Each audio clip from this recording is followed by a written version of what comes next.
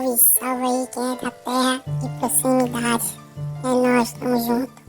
Começando mais um capítulo do mangá One Piece. E já na capa, tem o trio principal, Luffy, Nami e Zoro como robôs gigantes atacando uma cidade. Poderia dizer que são versões malignas do trio, mas consigo ver eles fazendo isso por diversão. Bom, o capítulo retorna na mansão da Kaia, com o Clarrador sentado nas escadas da entrada da mansão.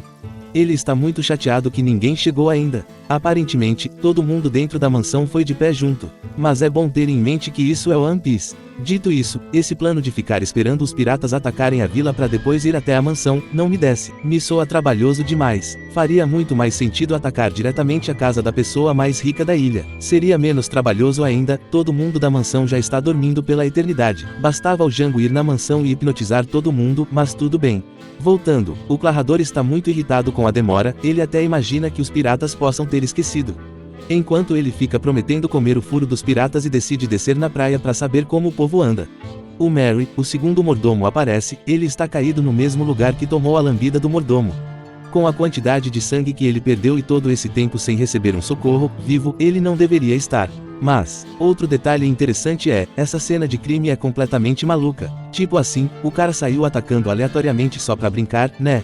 Nenhuma das marcas de cortes na parede, porta e chão fazem sentido. Enfim, enquanto o Kuro decide fazer alguma coisa, voltamos para a ladeira com o Usopp surpreso com a força do Luffy. Nesse momento, o enquadramento fica maluco. No primeiro quadro, o Usopp está a papo de uns 4 metros do Zoro e Luffy, mas no quadro seguinte, eles estão a no máximo, 1 metro.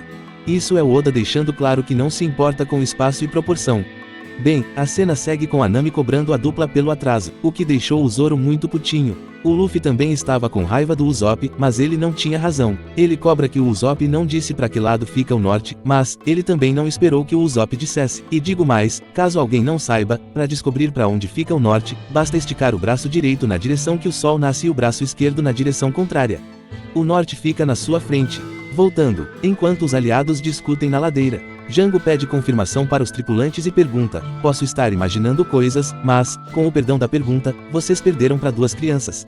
E se fosse realista, o Luffy iria gritar: adolescentes. Infelizmente, o Oda não é gênio o suficiente. Bem, os piratas confirmam as dúvidas do Django e dizem que sim. O que me obriga a comentar, se o Oda fosse gênio, alguém teria dito, não senhor, só tropeçamos. Mas tudo bem, eu posso conviver com essas falhas grotescas. Mas bem, voltando, Django decide fazer alguma coisa. Então, ele saca seu anel hipnótico e começa um ritual de poder. No final do ritual, 1, 2, Django. Os membros do bando explodiram em poder. Para deixar claro que eles realmente estavam fortes e não só gritando como idiotas, um deles resolve se exibir e dá um porradão em uma das paredes da ladeira.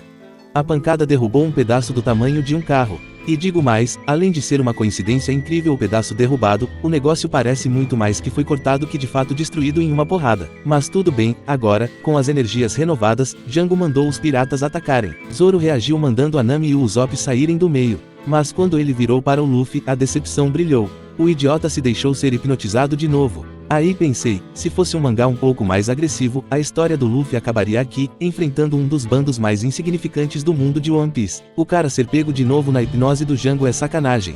Particularmente, ando sem amor no coração pra esse tipo de cenário. A vida real é um bagulho muito complicado, se você der um mole desses, já era, você vai perder ela. Não é uma garantia de 100%, mas é algo muito valioso para você ficar dando uns mole desses. Enfim, a sorte do Luffy é que isso é uma ficção. Dito isso, Luffy sob a influência da hipnose, ataca os piratas Django. Um detalhe que passa despercebido é que o Luffy não fica mais forte depois de ser hipnotizado. É muito claro que ele não ficou mais forte. Um ser humano normal conseguiu destruir um pedaço de pedra, bem dizer, maior que um carro, mas o Luffy não chega nem perto disso. Primeiro que ele limpa o mapa usando a metralhadora de borracha, onde ele fica dando socos com os 2 braços o mais rápido que ele pode. A metralhadora de borracha é um ataque sinistro, um pouco exagerado, o maluco do nada tem milhões de braços, mas faz um uso perfeito da elasticidade ao somar com a velocidade de movimento. Dito isso, depois de receber esse ataque, o pessoal ainda fica bem, mostrando que não teve diferença do Luffy normal para o Luffy hipnotizado. E indo além, nesse momento, o Oda tem 2 problemas, um grupo enorme de piratas e um Luffy que sozinho pode derrotar todos eles. A dificuldade de acabar com os números inimigos é um pouco maior aqui. O Django pode manter o pessoal usando a hipnose e se a luta se arrastar muito, o Zoro teria que enfrentar o Clarrador. Então, o Oda faz o Luffy correr até a quilha do navio e arrancar a carranca dele. Detalhe que essa parte de madeira que ele arranca faz parte da quilha do navio e um navio com a quilha danificada é um problema. Mas até aí, tudo bem. Bom, o chapado Luffy resolve bater no pessoal com a carranca, mas o Django finalmente decide fazer algo. Ele faz o Luffy dormir com a hipnose. Luffy dorme e a madeira que segura a carranca cai por cima dele. Aí, o momento Shonen foi ativado. Primeiro que o Django ignora os poderes do Luffy, ele viu o cara esticando os braços, mas não diz um B sobre. E por não se importa que o Luffy não é um ser humano normal, ele não manda ninguém conferir a condição do Luffy. Ele também não se importa que o grupo aliado, Zoro e Nami, nenhum deles demonstra preocupação pelo Luffy. E esse momento Shonen termina quando duas vozes soam de dentro do navio. O pessoal só lembra que ainda tinha gente no navio porque a dupla fala. E isso é tipo ciência, os irmãos Nyaban só passam a existir porque a carranca foi arrancada. O que pra mim, não faz sentido.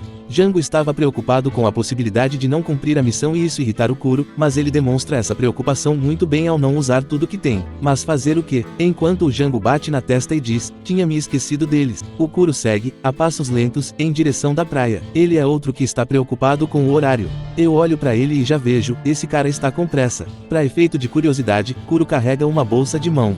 Dito isso, olha a maluquice. O Tamanegi acaba vendo o Kuro indo na direção norte da ilha. Isso porque ele acordou cedo e foi pra rua. Ou seja, os pirralhos realmente acreditaram que o Usopp estava mentindo. Quando voltaram pra casa, não ouviram ninguém falando que o Usopp tentou sequestrar a Kaia, que loucura, né? Essa ilha deve ter muita coisa acontecendo, uma novidade por cima da outra para que toda a confusão que o Usopp criou, teve até tiro, não fosse o assunto de todas as casas dessa vila. Eu acho surpreendente, mas enfim, esse foi o capítulo 30 do mangá One Piece. Intitulado, Reforços, o Contra-Ataque. Você chegou até aqui. É nóis. Forte abraço e até a próxima.